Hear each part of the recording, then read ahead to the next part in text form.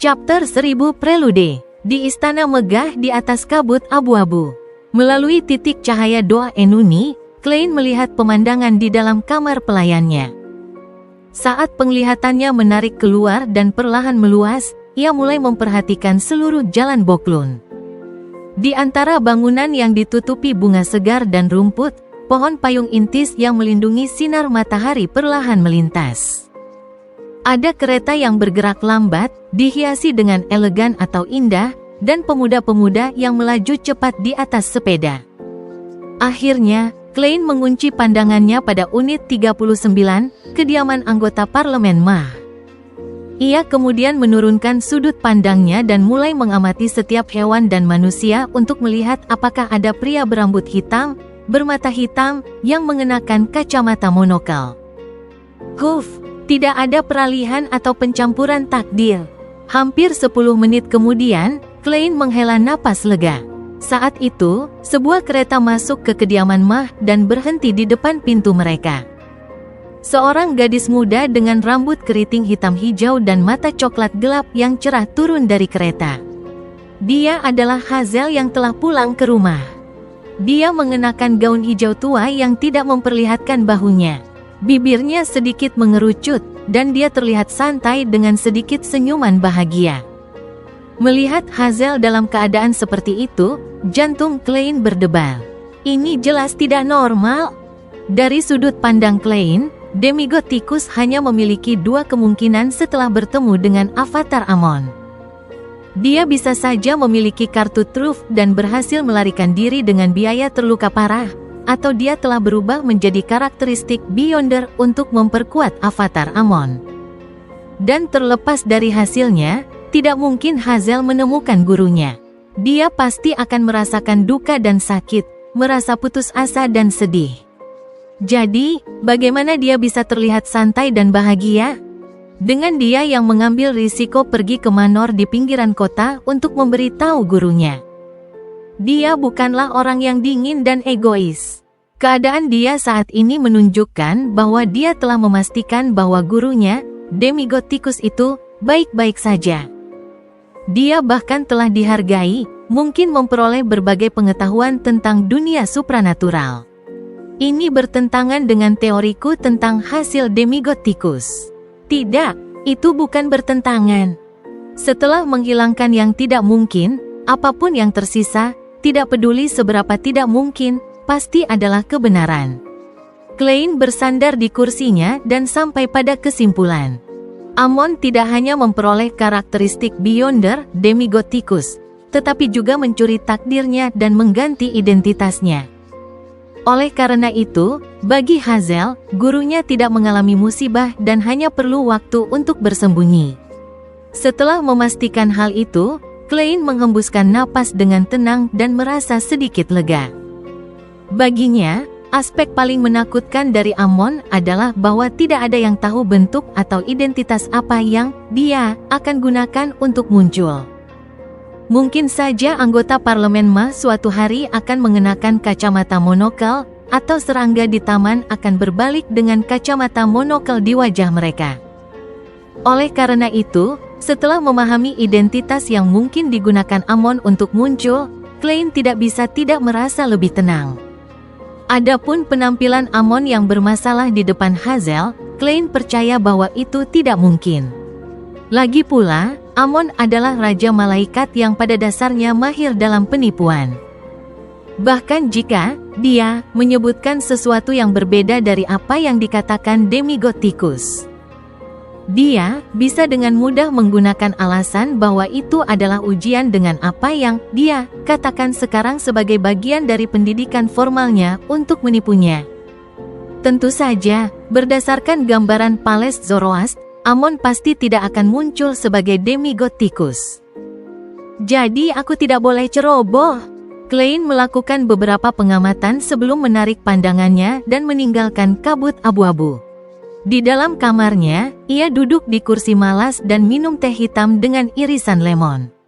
Ia setengah menutup matanya dan mempertimbangkan bagaimana ia bisa memperdalam hubungannya dengan Konas Kilgore.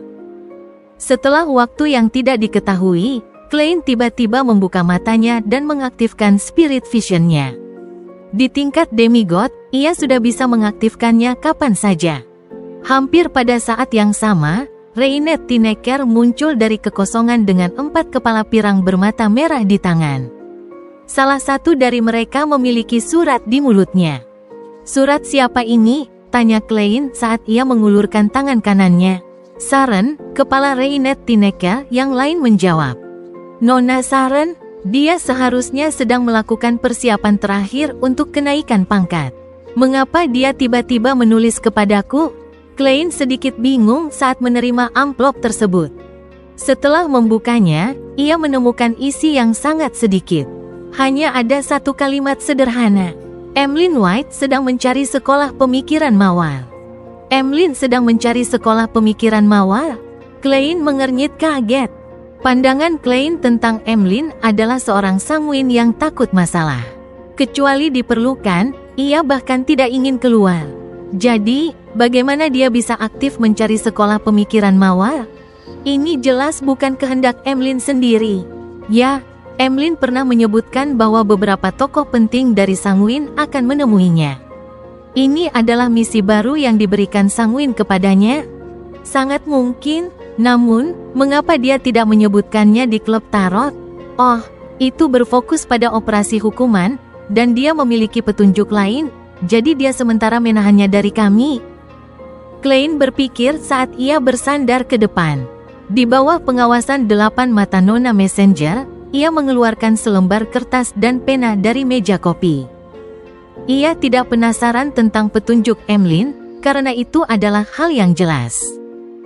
Karena Nona Saren tahu bahwa Emlyn sedang mencari sekolah pemikiran mawar dan telah bertanya kepada teman bersama mereka, Detektif Sherlock Moriarty, tentang hal ini. Itu berarti sanguin ini kemungkinan telah meminta bantuan dari dealer senjata pasar gelap, Ian, dari Bravehearts Bar. Ini juga berarti bahwa, dalam komisi sebelumnya, dia pasti telah memperhatikan Saren atau Marik. Jika tidak mungkin baginya untuk menyebutkan sekolah pemikiran mawar kepada orang biasa. Aku tidak tahu cukup banyak tentang jalur apotekari. Aku tidak bisa menentukan bagaimana Emlyn menemukan Wraith atau zombie. Klein menyilangkan kaki kanannya saat ia meletakkan surat di pahanya dan mulai menulis. Ini mungkin misi yang diberikan oleh kalangan atas sanguin kepada Emlyn. Mereka membenci anggota sekolah pemikiran mawar yang percaya pada bulan primordial, dan mereka telah mengarahkan kemarahan ini kepada faksi-faksi lain dari sekolah pemikiran mawar. Setelah menulis ini, Klein berhenti sejenak dan menambahkan, "Aku curiga bahwa pohon keinginan ibu memiliki niat untuk mencaplok kekuasaan domain bulan. Tetapi aku tidak yakin mengapa para penganut bulan primordial mau bergabung dengan sekolah pemikiran mawar.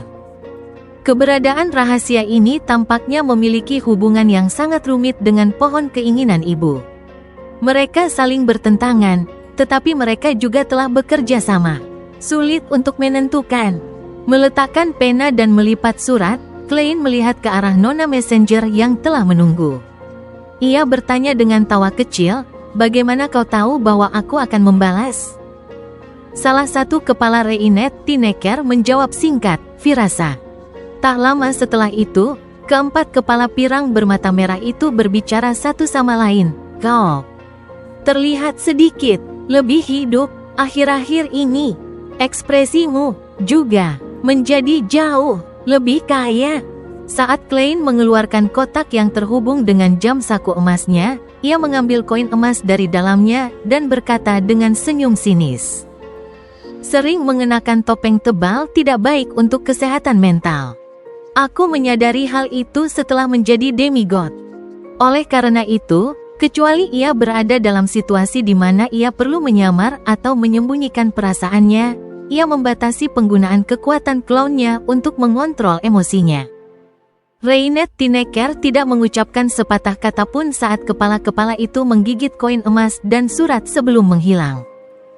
Melihat Nona Messenger pergi, Klein sedikit bersandar dan dalam hati bergumam, "Aku ingin tahu apakah Nona Saren dan Marik akan menggunakan sanguin untuk menghadapi anggota sekolah pemikiran mawar di Backlund. Nona Saren mungkin sedang memfokuskan waktu dan usahanya pada kenaikan pangkatnya. Dia mungkin tidak akan terlibat, tetapi aku tidak bisa memastikan tentang Marik. Emlyn mengenakan jubah pendeta gereja Ibu Bumi, lalu mengenakan mantel merah dan topi sutra sebelum keluar dari gereja panen. Ia kemudian naik ke kereta sewaan di pinggir jalan. Setelah menyebutkan tujuannya, ia dengan santai melirik keluar jendela. Saat itu, Emlyn merasakan sesuatu dan tiba-tiba menggerakkan tubuhnya, meninggalkan jejak bayangan saat ia bergerak ke samping. Kemudian, ia melihat sosok muncul entah dari mana. Itu adalah seorang pemuda yang jasnya tidak terbutang, memperlihatkan kemeja putih dan rompi hitam di dalamnya. Rambut coklatnya sedikit lembab dan berantakan seolah-olah ia belum menyisirnya dalam waktu yang lama. Matanya yang coklat dipenuhi dengan ketenangan, seolah ia sedang menahan dorongan tertentu yang dalam hatinya. Melihat wajahnya yang pucat seperti mayat, Emlyn mengangkat dagunya dan berkata dengan senyuman, tanpa menunjukkan tanda-tanda gugup, "Akhirnya kau datang. Apakah kau tidak takut bahwa aku adalah anggota sekolah pemikiran mawar yang datang untuk menyelesaikan urusanmu?" Sosok pemuda itu sedikit menjadi transparan. Emlyn mendengus dan berkata, "Apakah aku tidak tahu sejarah sekolah pemikiran mawar? Atau soal pengkhianatan faksi Temperance dan pelarian mereka? Baiklah, bagaimana aku memanggilmu?" "Marik," jawab pemuda itu. "Apakah ini informasi yang kau terima dari kalangan atas Sanguin?" Emlyn terkejut dan mengklik lidahnya. "Kau lebih pintar dari yang aku kira." Ia menggunakan pernyataan itu untuk mengonfirmasi dugaan pihak lain. Marik perlahan menarik napas dan sedikit membungkuk ke depan. "Bagaimana kau menyadari keberadaan kami dari sisi Ian?" Emlyn bersandar dengan santai di kursi kereta dan berkata dengan senyuman, "Manusia memiliki bau manusia. Urait memiliki bau urait." Marik terdiam selama beberapa detik sebelum bertanya, "Kau Sanguin ingin menghadapi anggota sekolah pemikiran mawar di Beklun?" "Anggota penting," jawab Emlyn dengan penekanan. "Jika demikian, kami bisa menggunakan diri kami sebagai umpan untuk membantumu menjaring anggota sekolah pemikiran mawar. Namun, aku butuh konfirmasi." Marik menggosok matanya dan berkata langsung, "Aku tahu kau tidak dapat mengambil keputusan. Kau bisa kembali untuk meminta izin dari Sanguin. Setelah kau mendapatkan jaminan mereka, kau tahu di mana menemukan kami." Setelah mengatakan itu, ia menyerahkan sebuah berkas yang ada di tangannya. "Ini dari Ian. Ini adalah umpan balik awal dari pelacakan Ernest Boyar. Banyak pemburu bayaran telah menyelesaikan ini bersama-sama." Emlyn menerima berkas itu dan mengangguk dengan ekspresi yang jarang terlihat serius. "Oke."